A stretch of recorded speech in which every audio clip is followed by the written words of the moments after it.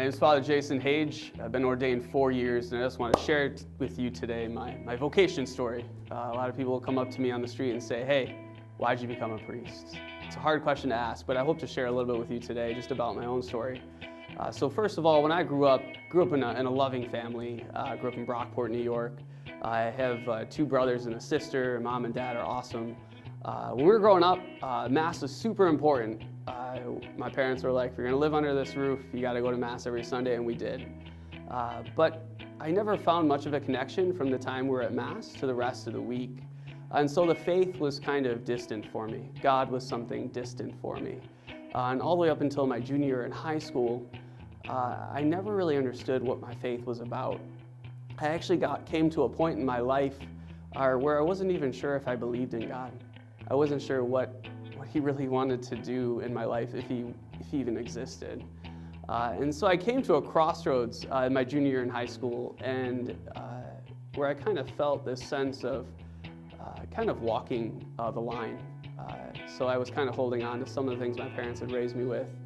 And other points I was kind of walking away from the values that my parents had raised me with. And I came to this crossroads and I said, you know what, before I can really go down this road that a lot of my peers were going down, I got to give this God thing a chance. And so for the first time in my life, in my young life, I knelt down in my bedroom one night, just feeling this sense of discouragement and despair, not really sure where my life was going. And in that, I just knelt down and I talked to God for the first time from my heart. And basically in that prayer, I just said, God, I don't know if you can hear this.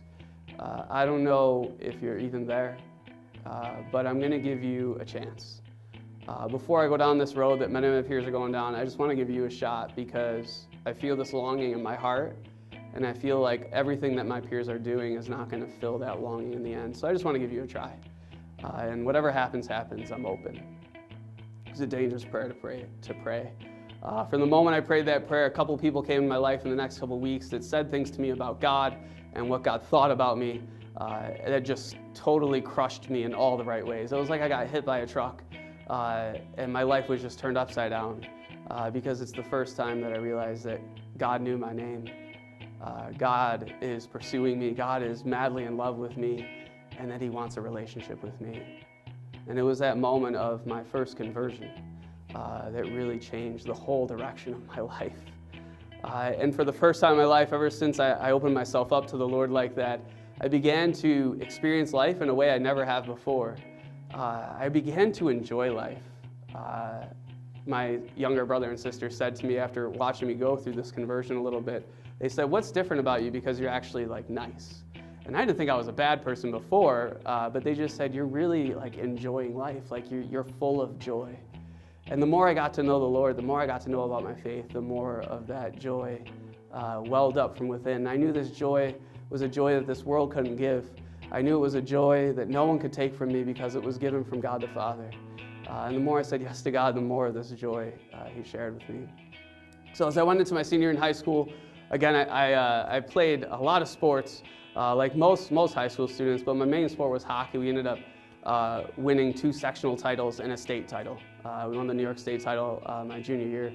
And so we were coming in with a lot of confidence my last season, my senior year in hockey.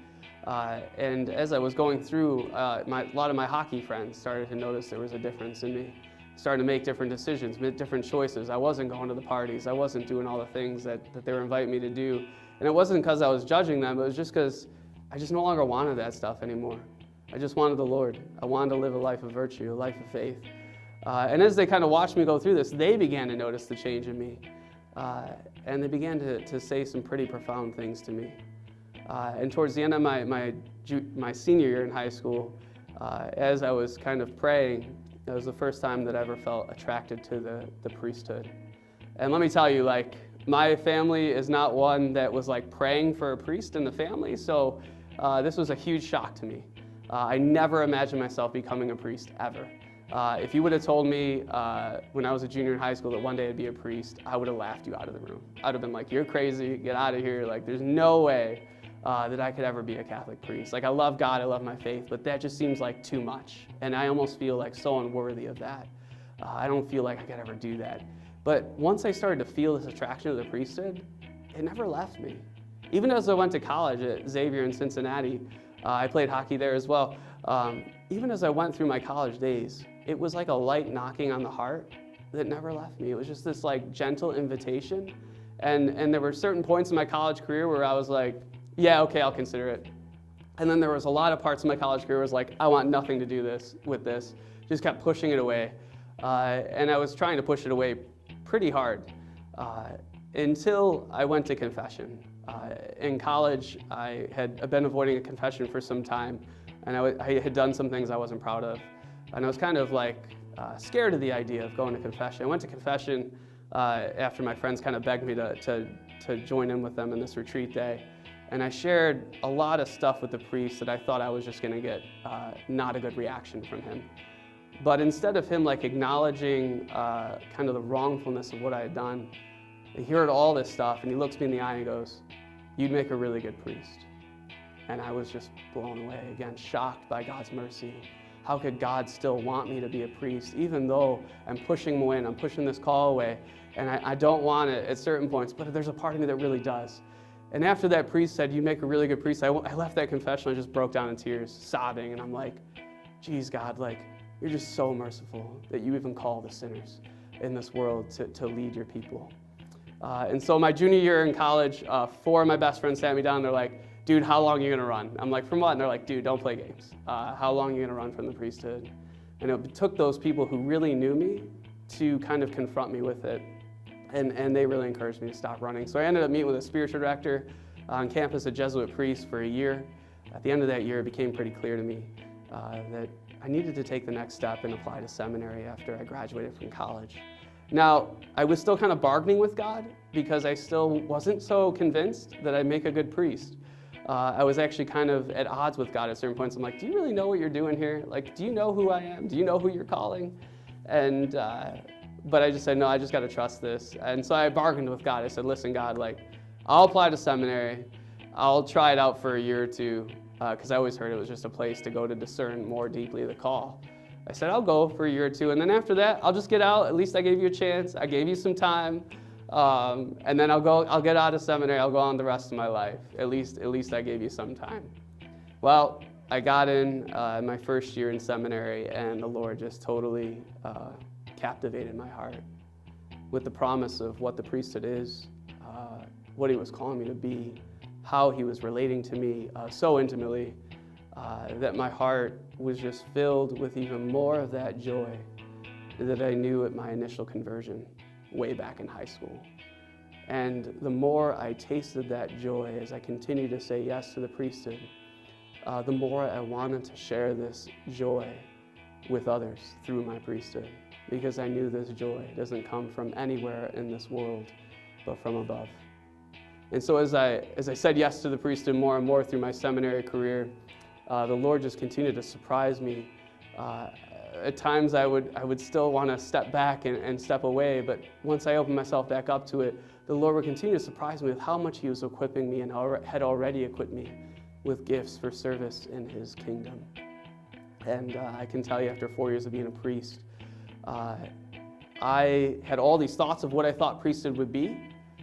After 4 years of being a priest, I can tell you that everything I thought the priesthood was, it isn't, and it's even better than anything I could have imagined it would be.